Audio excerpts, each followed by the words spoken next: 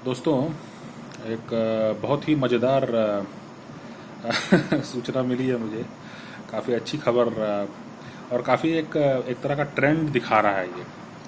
है ना। मतलब एक तरह का ट्रेंड है, ये इंटरनेशनल ट्रेंड है। और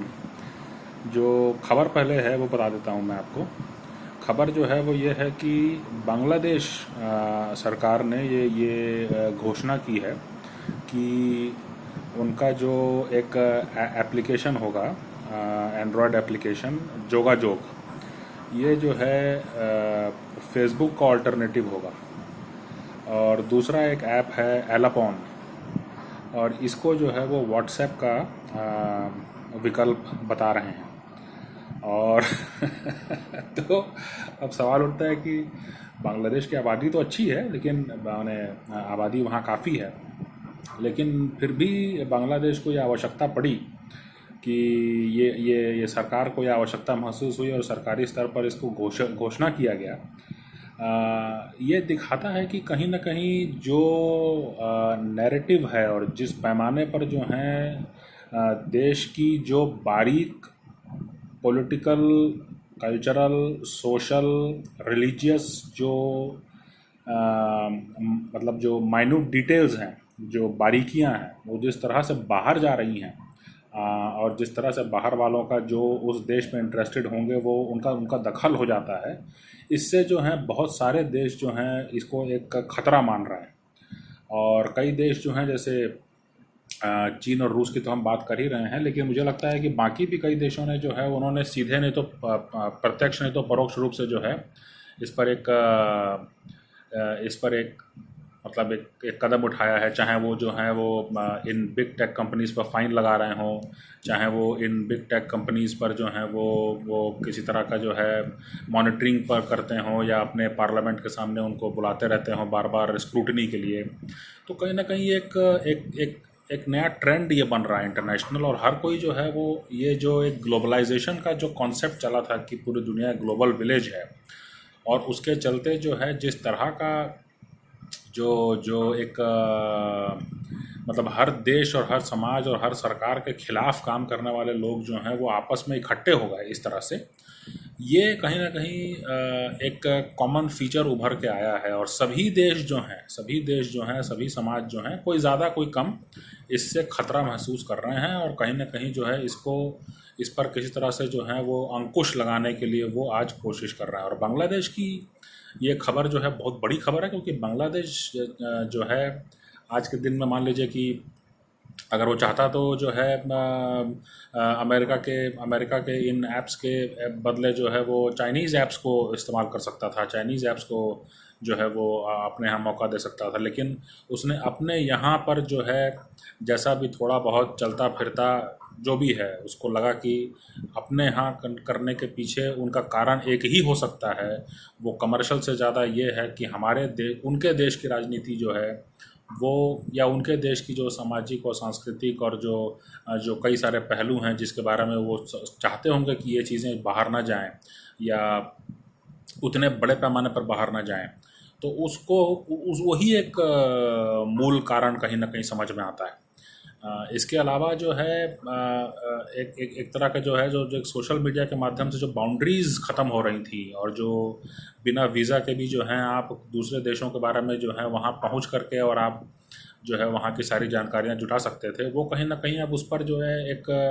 ट्रेंड रिवर्सल हो रहा है ना। मैं इसे इस रूप में देखता हूँ। और भारत में भी तो बहुत समय से चल ही रहा है ये जो एक मुहिम चल रही है कि यहाँ पर भी जो है कू ऐप को जो है काफ़ी तरजीह दी जा रही है, या काफ़ी जो है उसके बारे में बात की जा रही है। मुझे ऐसा लगता है कि यहाँ पर भी जो है हो सकता है कि आने वाले 1-2 साल में जो है सरकार और बाकी भी जो एक कोई मुहिम इस तरह की चले कि कू ऐप को जो है ट्विटर के बदले जो है उसको उसको जो है अपने को आगे बढ़ाना है। और आ, ये मैं शुरू से इस विचार का था कि भारत जैसे बड़े देश को, क्योंकि जितना मैं जानता हूँ कि चीन और रूस और अमेरिका, ये जो बड़े देश हैं जो आकार में और जो जो डाइवर्सिटी है, डाइवर्सिटी में तो खैर कोई बराबर है ही नहीं है भारत के। तो मुझे ऐसा लगता था कि जो है भारत को इस मामले में सावधानी बरतनी चाहिए और अमेरिकन टेक कंपनीज़ के बदले जो है खुद के अपने ऐप्स को जो है प्रमोट करना चाहिए। इससे बहुत ज़्यादा एक वेल्थ क्रिएशन भी होता और एक ये भी बात होती है कि भाई चीज़ों को हम कंट्रोल कर पाते हैं और हमारे ऐप्स पर जो है बाकी लोगों को आना पड़ता अगर उनको जो है अपने प्रोडक्ट्स और सर्विसेज एडवर्टाइज़ करने हैं या उनको अगर पॉलिटिकली या सोशली या रिलीजियसली या कल्चरली अगर रेलिवेंट रहना है आज की दुनिया में, तो कहीं ना कहीं उनको हमसे जुड़ना पड़ता। अब ऐसा क्यों नहीं किया गया इसके बारे में मैं नहीं जानता हूँ, लेकिन अभी भी जो है सुगबुगाहट सुनाई पड़ती है और कहीं ना कहीं ये समझ में आता है कि हाँ मतलब जो है वो कुआ को आज नहीं तो कल धक्का दिया जाएगा और वो जो है उसको जो है यहाँ का एक इंडिजिनस ट्विटर को प्रमोट किया जाएगा। लेकिन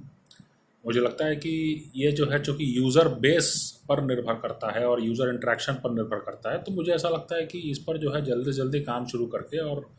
तो अब देखने वाली बात है। हो सकता है कि सरकार को ये भी समझ में आता हो कि अभी 4G जो है वो एक अलग टेक्नोलॉजी है, 5G टेक्नोलॉजी आने पर हो सकता है कि इन सोशल मीडिया कंपनीज़ का या वो बिग टेक कंपनीज़ का उस तरह से जो है दखल ना रहे। ये भी हो सकता है और इस कारण से हो सकता है कि जो है भारत सरकार अभी बहुत ज़्यादा इसके बारे में उत्सुक नहीं है।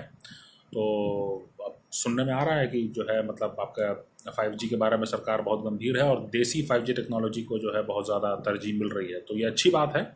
और मुझे ऐसा लगता है कि हो सकता है कि उस इकोसिस्टम में जो है हमको ज़्यादा समझ में आएगा कि हाँ अब जो है सोशल मीडिया या उस तरह का इंटरेक्शन जो है वो किस पैमाने पर, किस लेवल पर, किस फॉर्मेट में हो रहा है और वहाँ पर जो है क्या करने की ज़रूरत है।